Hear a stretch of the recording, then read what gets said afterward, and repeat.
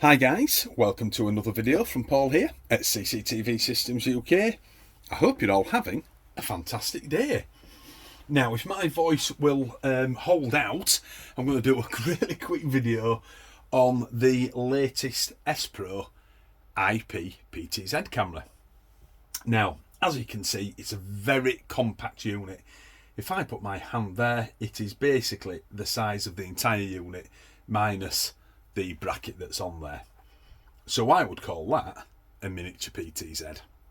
Now, it's a lot smaller than the great big PTZs that we see all the time in the UK market. I've fitted hundreds of them, literally, if not thousands of them over my time on big commercial buildings, and they're great because they've got all the specs in them that can do this, that and other, all singing and dancing.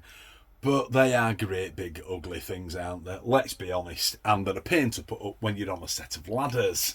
Let me tell you that. That, as a miniature PTZ, can go absolutely anywhere. And I think it's basically designed for very small commercial use and domestic use. And it's priced accordingly for those users. So let's talk a little bit about it.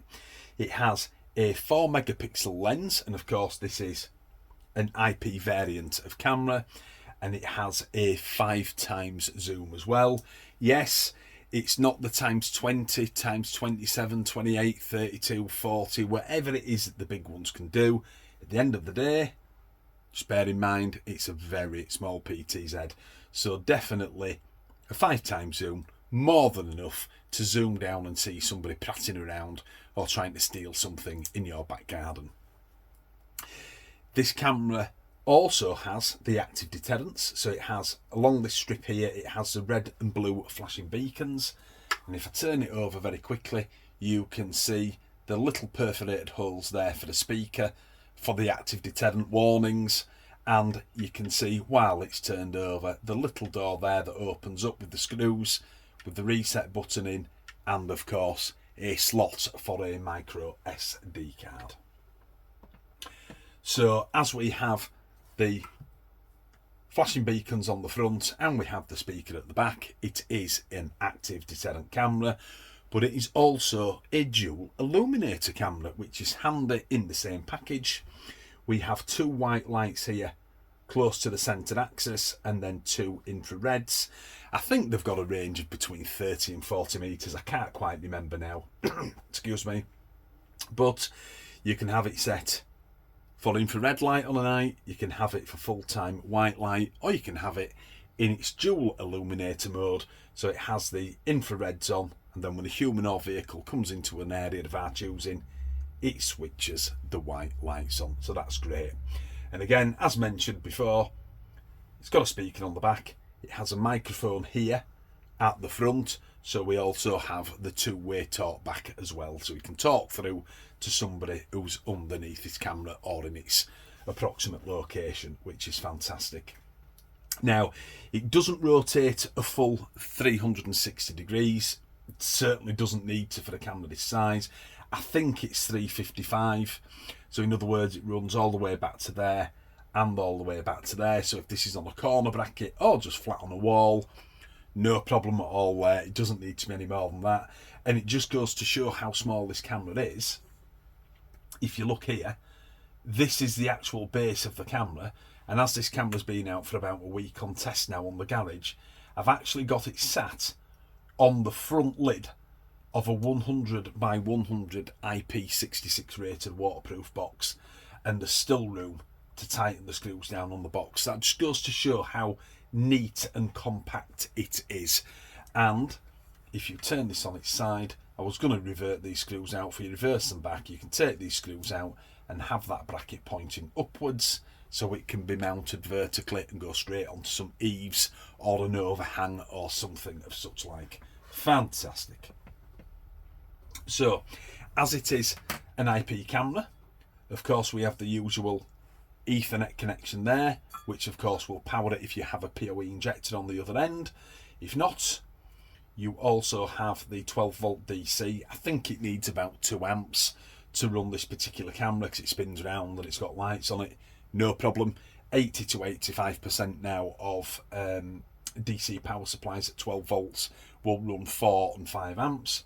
It also has audio cables, and it also has alarm cables as well. So that's really nice. It's just a nice little touch.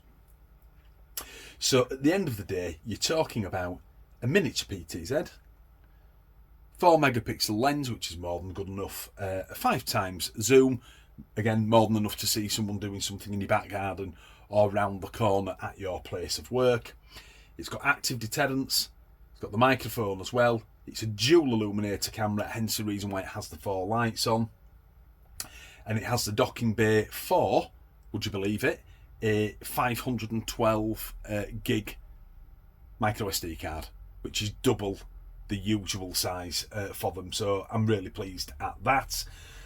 Couple of the other really nice toys that it has auto tracking for humans only, but again, remember, it's only a small PTZ, and it also has facial detection, and that's primarily what I was using it for. If I'm honest, I was using the facial detection, and instead of having it as a standalone, I had it straight into the back of an NVR, and I was using the NVR's facial recognition to see how accurate these units would work together, and they've worked pretty well. Of course, resources are limited. I think it's got a 512 RAM, which makes it a little bit on the slow side, but it's not a big deal for domestic and small commercial use, it has to be said. But just know that while the facial detection is on, not to be confused with facial recognition, just facial detection, you can't use the IVS rules, e.g. human and vehicle recognition, and of course because of that the auto trackings for humans won't work. But I dare say that about 70% of people will use it for the auto tracking and the IVS rules, not for its facial detection. But either way, a nice little camera. Excuse me, and I think that's about as far as my throat's going to let this video go. I just wanted you to see it out in the open. I think it's a nice, neat little camera. I don't imagine it being any other colour than white. I know they do charcoal grey. I just don't see it on a PTZ, to be honest. I don't imagine that. But other than that, it's a nice piece of kit, and to be fair, it's reasonably priced for a miniature PTZ. So, I hope you've enjoyed the video. If you have, please click the like, subscribe, and of course click the bell, which is very important, so that you can get a notification the next time we upload one of our videos. Other than that, all that's left to say is, this is Paul logging off at CCTV Systems UK. You all enjoy the rest of your day, and I'll see you on our next video upload. Other than that, bye bye now.